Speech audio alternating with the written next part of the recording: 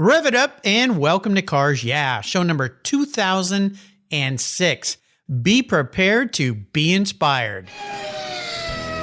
This is Cars Yeah, where you'll enjoy interviews with inspiring automotive enthusiasts. Mark Green is here to provide you with a fuel injection of automotive inspiration. So get in, sit down, buckle up, and get ready for a wild ride here on Cars Yeah.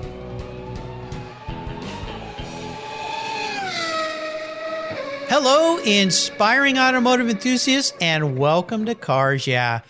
Today I'm in Kona, Hawaii. What a beautiful place to be in the middle of winter with a very special guest by the name of Cameron Healy, who just came in from a little surf session. Cameron, welcome to Cars Yeah. Do you have it in gear, and are you ready to release the clutch? I'm ready to release the clutch, Mark. Well, good. Well, we'll pull a little seaweed out of your ears and talk cars now. What a wonderful place to be in the middle of winter in the Hawaiian Islands. I'm very, very jealous because having grown up on the ocean and surfing, that sounds like a nice way to spend a winter's day. But before I give you a proper introduction, and we're going to be talking about race cars and old cars today, what's one little thing that maybe people may not know about you, Cameron, other that you like to get out on the water? Yeah, good question, Mark. I think one thing that comes to mind that goes back a few decades, but I spent my 20s and 30s as a yoga teacher and living in a yoga community. And it's kind of where I learned through those disciplines, learned focus and, how to, kind of invest as part of a community, which I built a business for, the first one that I'd ever done, but learned some values around how you do a business, around community and human respect and investing in the environment and the community you do business with, and then also how you operate a productive and profitable enterprise. That's kind of where I, got my self-training, if you will, back in the 70s and early 70s and 80s, early 80s.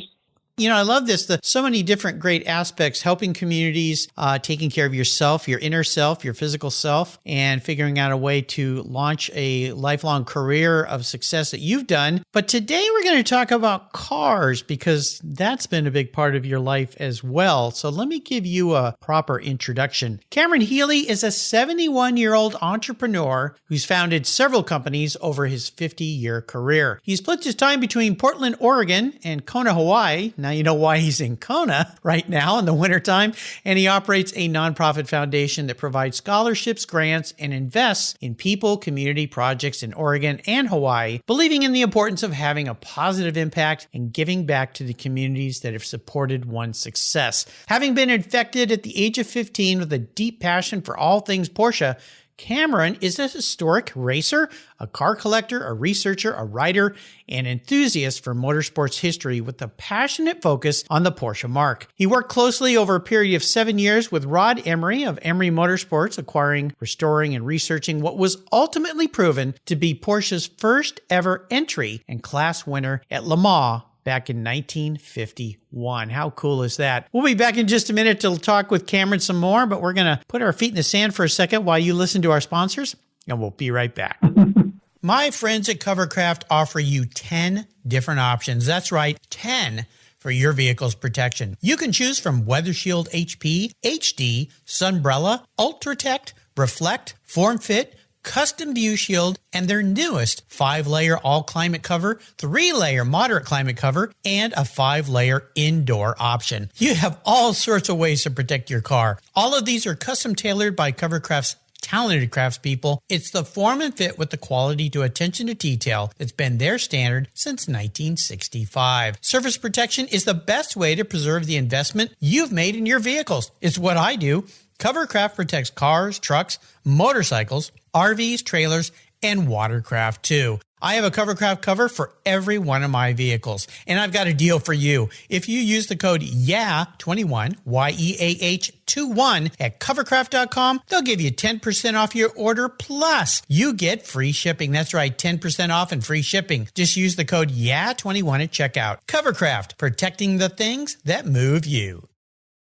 Last year, I changed my collector car coverage to American Collectors Insurance. That's who now protects my Porsche Turbo, the one I call my Orange Crush. But did you know they also insure your valuable collections of automobilia and other collectibles? If you're like me, you've invested in a lot of cool collectibles over the years. Those items are valuable, and if you were to lose them in a theft or a fire, well, try to get your normal homeowner's insurance to pay you what they're worth. Good luck with that. American Collectors Insurance provides you with assurance and confidence that your collectibles are fully covered. They insure a lot of items, including automobilia, wine, baseball cards, books, figurines, die-cast models, model trains, glassware, sports memorabilia, toys, and a whole lot more. American Collectors Insurance, they've been protecting us enthusiasts since 1976. They provide you with an agreed value insurance policy backed by a long history of taking care of their clients. Give them a call today for your personal agreed value quote at 866-ACI-YEAH.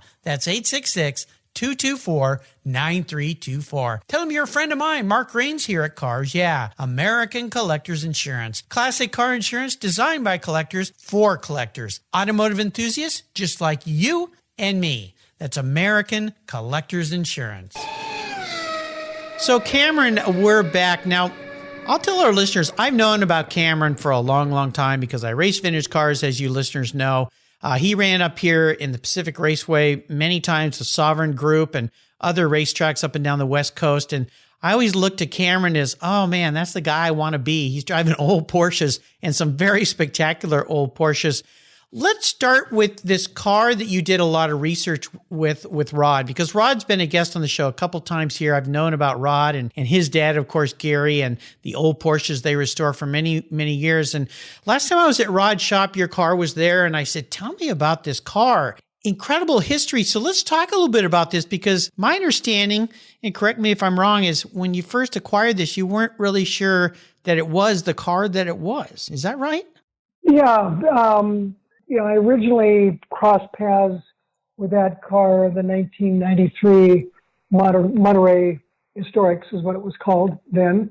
It had been campaigned at the Monterey Historics from 1982 when the owner had restored it right up till 2009, and he passed away, sadly, a few weeks later. I just stumbled on the car. It had been turned into, originally was a coupe, a 356 aluminum Gamoon coupe that, Porsche, when they had their invite to go to 1951 Le Mans, they prepared 4 cars, basically, with the idea of bringing 2 cars. And by the time the green flag dropped for the start on June 23rd, 1951, they only had 1 car because the other car had crashed out in night practice. So anyway, that's a whole story, but it was a coupe and it did well at the first Le Mans for Porsche. It was in the Liège-Rome-Liège endurance race and did well with that, with a sister car. And then it was shipped to the U.S. along with 2 other of the aluminum cars and went into the hands of a gentleman named John von Neumann, I guess is proper pronunciation, who became the first California distributor for Porsche. And he raced it for the year of 1952. And he only raced it as a coupe twice and then cut the top off and made it into a roadster, made it lighter. And then the car went through a whole series of owners and became a used up, car that was kind of no longer relevant in the late 50s. It ended up in a person's hands named Chuck Forge. Chuck was a young, early HP engineer in Palo Alto, and I think 1957 is when he bought the car. And he owned that car from 1957 to 2009. Wow. He kept it as a roadster. And he was a racer, a CCA racer. He had other cars, very much of a Porsche guy. But he restored the car for the 1982 Monterey Historics because that was going to be the first year of the Porsche mark was going to be featured. So it was a little red roadster, and by 1993 I stumbled on it, and every time I was there every year I would always stop by and say hi to Chuck and chat with him. And in 2009 was coincidentally another Porsche featured year, the Monterey Historics, and I stopped by as usual and talked to Chuck for, a few minutes. He was late 70s, and I'd never seen a 1949 Porsche before, aluminum Porsche, and when I saw it in 93, and I was always fascinated by it. For the first time, I wanted to say to him, if you ever, are interested in selling it, I'd be interested in talking to you. But I didn't. I'm kind of not that guy. I'm kind of reserved, and I knew he was getting on in years, but he tragically passed away from a heart attack 3 weeks later. Oh, gosh. And Chuck was a bachelor all of his life, and all of his assets were going to charities. So I knew the car at some point would come up available, and with the help of two people, Dirk Layer, who's based in Southern California, who I'd known for years. He's been a guest here. He's from Santa Barbara. Yeah, I've known Dirk since very early 90s, and then Rod Emery. And so together we kind of pursued the car, which was a bit of an enigma. It was being sold through the state attorney, who had a couple of Chuck's friends helping with it. It took, it was probably 5-6 months after his passing that one could offer a bid on an offer, make an offer on the car. And there were other parties, but, that just kind of stretched out over a couple months. But eventually I was able to prevail and acquire it. And by then, there was some new information. There was a book that had come out called The Last 11, which was talking about the last 11 of the 63 Gmünd aluminum 356 Porsches that were built in Austria, and how they were largely turned into race cars over a period of time. And so it gave some hints about this car, that it was a maybe, but there were some other cars that were maybe, being the first Le Mans car. But I just had a hunch. So we began a process again with Dirk and Rod, and then Gary Emery and a whole number of other people who were interested. We began a research process that actually took about 7 years, while then Rod began the process. I wanted to restore the car back to its 1951 Le Mans glory as a coupe. You'd think just putting a top back on a car would be simple, but actually it's quite complicated. Yeah. Rod Emery will tell that story for sure, but to do it right. But it turned into a very rich and interesting journey, made a lot of new friends, and it was a reminder of, how much passion there is for Porsches, and how much generosity Porschephiles have, to share their information and to do legwork of scouting photos and obscure parts and obscure information. And so, it took all that time and a big collaborative effort. But just about the time Rod was getting close to finishing the car, we presented, through my good friend Jeff Swart, the evidence. We had a whole document, giving our largely photographic evidence, our reasoning why we felt that this proved that it was the first Le Mans car. And so he presented it to Porsche North America initially at Amelia Island in 2015. They then passed it on to Porsche AG, and they essentially rubber stamped it. They said, you guys, this is irrefutable. This is the car, and which then caused Porsche. They had a placeholder Gmünd car in the museum made up with a livery of that original number 46 1951 Le Mans car. So they had to change that car to its proper livery. But anyway, they were very gracious, and they invited the car to come and be featured at the 2015 Rennsport, and to be on the poster with the 1970 Le Mans winner, the 1979-17, along with that year's Le Mans winner, the 919 Porsche. And so that was a great honor and very thrilling, a lot of hard work, but the car wasn't finished. That was the only problem. And it was still in bare aluminum. There was no engine or transmission. There was still a fairly significant amount of work. But actually, Dirk had suggested this, said, well, just talk to him about, you want to bring it into bare aluminum, and it will have the whole profile. It'll give the feeling. And Rod said, let's put some ghost numbers on it and just would be upfront that this is the car, it's not finished. And so it showed up at Rennsport, and one of the great moments that gives us all chicken skin was they told us just to wait in the paddock, and they'd call us for it was featuring the Le Mans cars of the Porsche Le Mans cars in that year's Rennsport. And so they had literally lined up all the other Porsche Le Mans cars on turn 3, between 3 and 4, Laguna Seca, and they'd kind of forgotten to call us, and finally somebody came running over and said, "Hey, got to be there. It's time for the photo." And so with the Emery family and my wife Susie sitting on a pillow, the car steered, didn't have brakes. We pushed the car, and some of the crew, Rod's wife, Amy's 2 kids, Chris Greenwood, who was Rod's right-hand guy, we pushed the car all the way out, up turn 1, sweating, and then down the hill, to turn 2, of course, no brakes, so the car's getting away from us around turn 2, and then we make turn 3 pushing it, and it was kind of like all the cars that went out, that came after this first Le Mans car, were waiting in honor for this car to pull up in the very, very front, in the top, in the front spot. And we tell it in our little film that we made about that. But it was a real chicken skin moment of Porsche history where, this car was being honored, as the original Porsche Le Mans car. Yeah, it was spectacular. I was there, saw that whole thing. It was... Yeah, it was spectacular. It was a great event, and that was a really, really wonderful moment.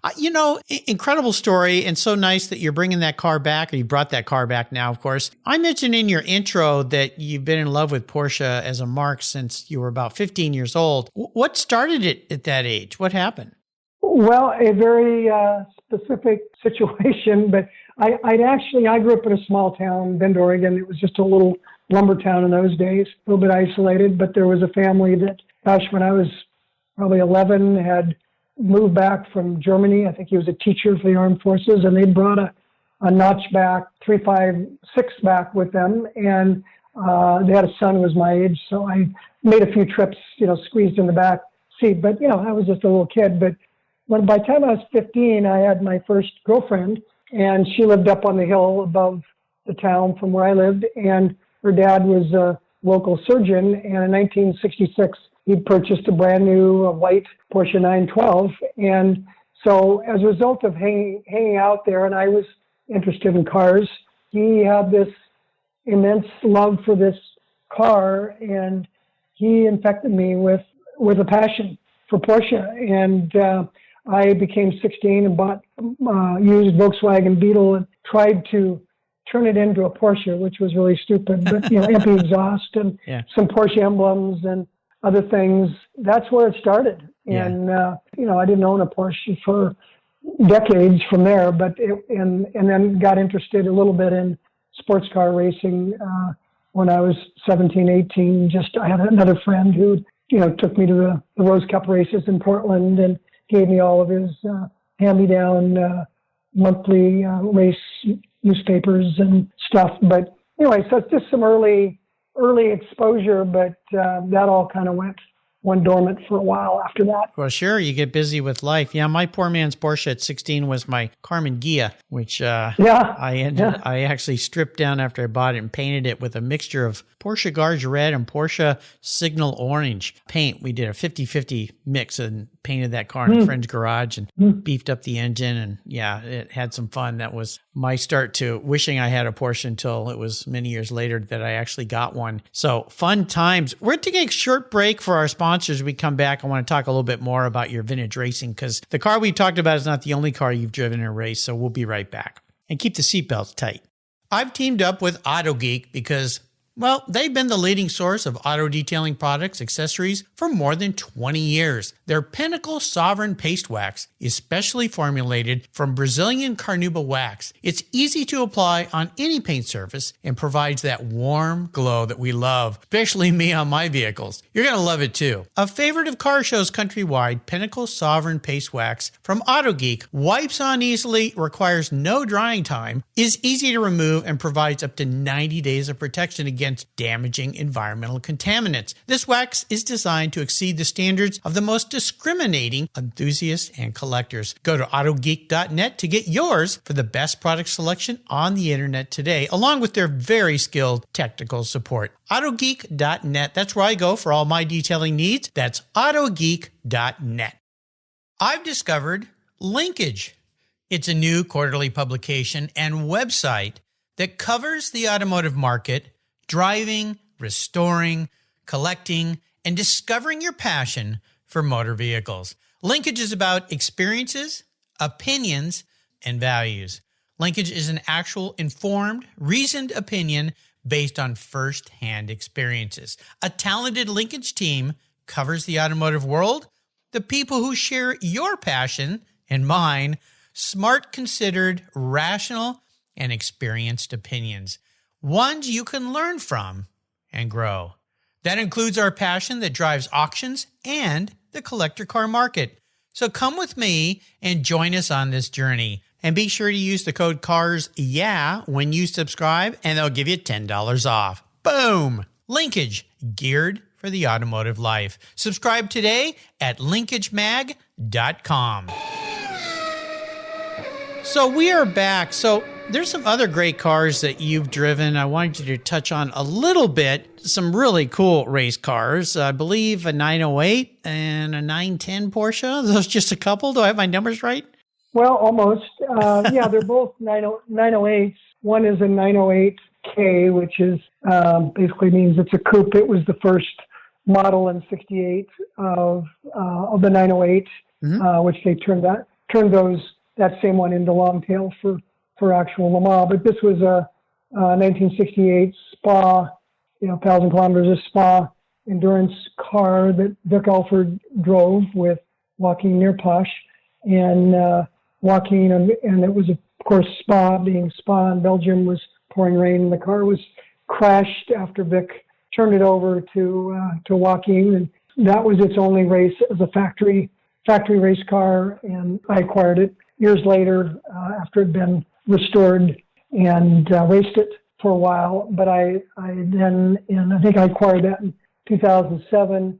In 2011, after racing with Brian Redmond driving the Revs Institute Gulf-colored 908-3 and watching how nimble and fast that car was, of course, being well driven, I had the opportunity to purchase a factory, 1970 former factory 908-3, also driven by Vic Alford at the Targa Florio. Cool. Yeah, I still presently campaign that car. The 908K is in beautiful condition, and it sits in my shop and does car events and exhibition laps on occasions. Oh, yeah, those cars are just killer. I mean, they're so cool. I mean, yeah, must be really, really fun. You've had a lot of great cars, Cameron, and I wondered if there's one that really stands out for you as most special. And if so, what car is that? And maybe tell us a little story about it.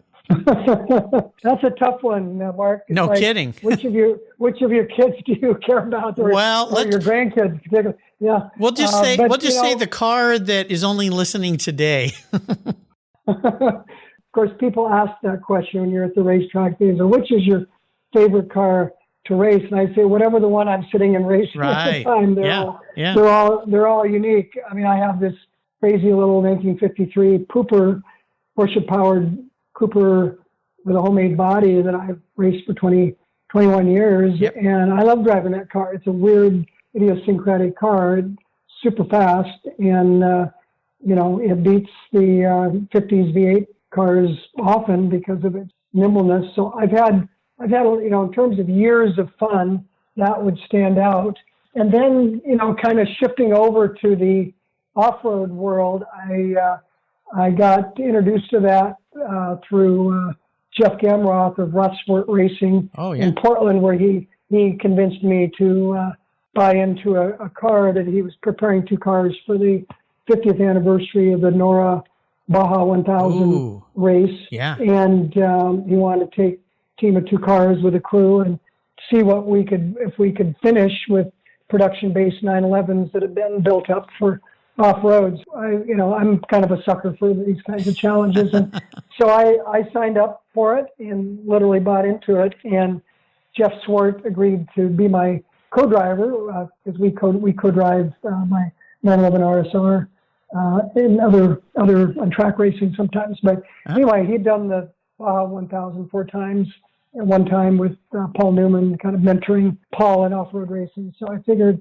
he knew what he was doing. Yeah, I think so. Not to mention his Pikes Peak records on gravel and pavement. Yeah. We had a great experience. We got stuck a lot in the silt. We were a little bit low, and our angle of attack was a little bit abrupt. And I think we came back with a third place trophy in class and learned a lot. And then the car is a 1989 964 based Porsche, originally a C4 all-wheel drive, but Jeff and team converted back to two-wheel drive. And so for 2018, the next year, he made some real modifications in both cars that really did the trick. Bigger tires and wheels, raised up a little more, different. We kind of obliterated the shocks first year, but much better shocks and support arms, and changed the angle of attack on the front. And I conscripted my nephew, who was in his 30s, to be my navigator. He was never done anything like that, but he's an engineer and very focused guy, and I knew he could figure it out. And you need to work the digital devices as well, which both Jeff and I were pretty hopeless at the year before. Anyway, we just had a kind of a blessed 1,000-mile run. We had no crashes, no major breakdowns aside from breaking a shock, but we were able to keep going until the finish of the stage. And we got around all sorts of hazards and broken crash cars. The car just worked flawlessly. We had a lot of luck. And so we won the class that year. And that was the first time a production-based Porsche had ever won a class at that point, the 51 years of Baja, racing in Baja. Incredible. And we did a little film about it along the way. And the sister car didn't fare as well. It had a number of issues, including a couple crashes. It did finish due to a great crew. But yeah, that's a neat car. And I really, because growing up in Central Oregon, I did a lot of off-road messing around with my dad's 65 Toyota Land Cruiser. And it's funny how that muscle memory comes back of how you both read the terrain and react to it. It's so different from track racing where you predict the corners. You can't predict anything. No, not in Baja. Off-road racing. No.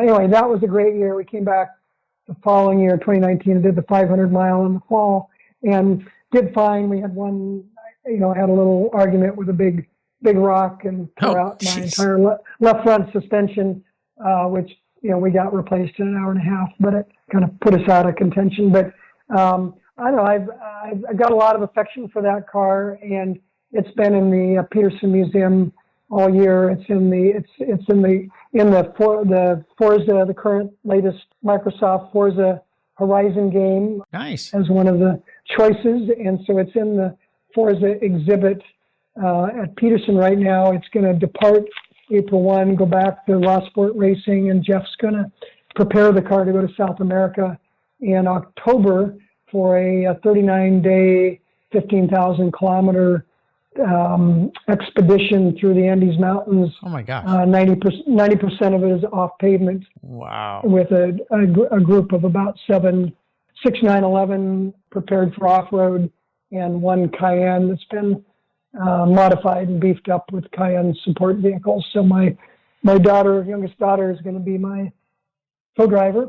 She's been doing some rally navigating. She's been playing rally navigator role for me these last 2 seasons, and we've done a couple rallies in Europe with a different 911. But it's been fun engaging family members in more rally style type racing, and I'm kind of on that path right now. Wow, what fun.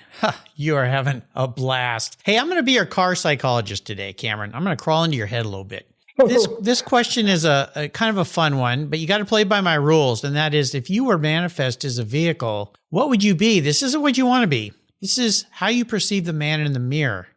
And more importantly, why? Okay. Well, out of all the pre-questions that you shared, this was the toughest one to sort of come around to.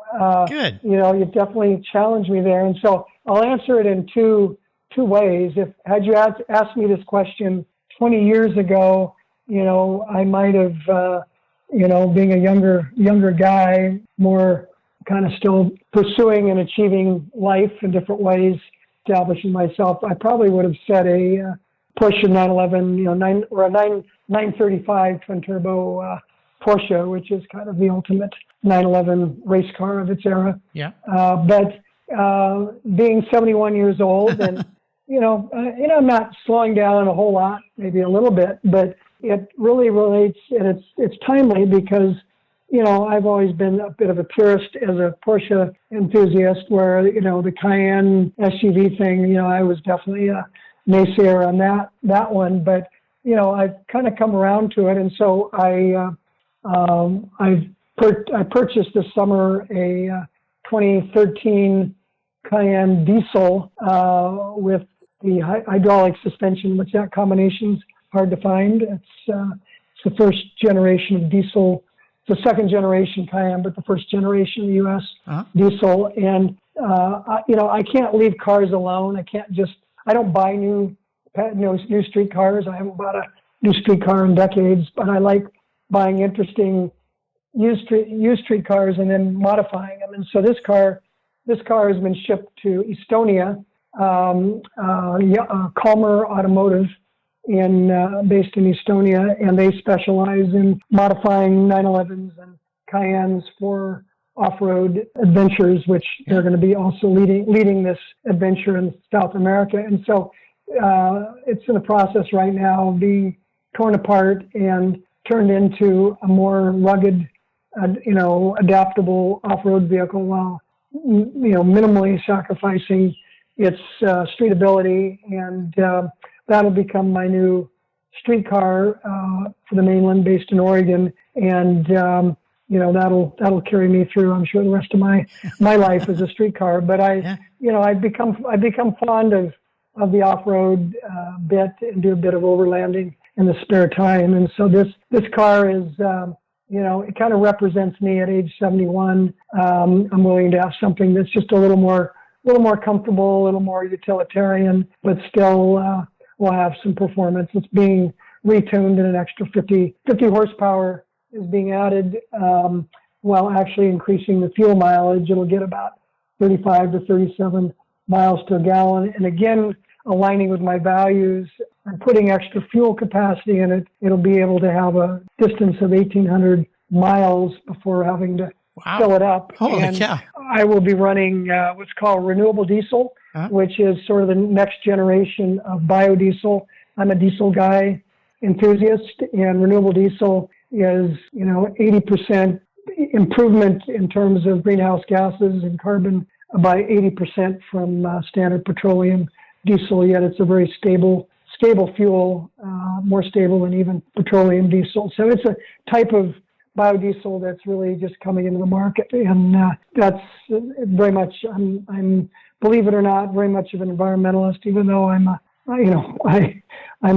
conflicted by driving high octane race cars on occasions. But anyway, so that car aligns with both my adventurous nature and also my desire to limit my impact on the environment. Makes sense. I love it. Hey, let's talk a little bit about a collaboration you've done with a 3-time guest here on Cars Yeah, Dwight T. Knowlton of Carpe Diem, a new book that you guys did together, and I've got my copy here, which is cool, called Destined for Victory. Kind of tells the story of the Porsche family and their first racing adventures, and that little car of yours you talked about at the beginning. How did you and Dwight get together? Well, good. That's a good story. I've been working with some of the same people that did the research on this SL car a number of years ago. Rod Emery, Chris Greenwood, and a guy named Bill Wagenblatt as the editor, and Pete Stout and team have helped us sort of in the early era, year and a half, 2 years ago, when we were starting to do this narrative book, which is a different book from the Dwight Knowlton. But about a year ago, talking to Pete Stout about, I wanted to also do a narrative book that would be an approachable early Porsche history and tell the story of Porsche's first Le Mans entry. He pulled out a book that his daughter Ellie has in her library, that little red race car that Dwight published. Yep, I've got that too. And he said, this guy does a great job. And so I cold called Dwight exactly a year ago in January. And I said, hey, Dwight, I just told him who I was and my interest, and how about we partner on a book, and I'll help with the narrative, and we'll work together. And he jumped right on it. He was ready to do his fourth book, and he already had T-shirts he was selling. He's already done designs of this, number 46 Le Mans car, and had a great passion for it. And so we had a blast working together over this past year. The guy is so incredibly creative.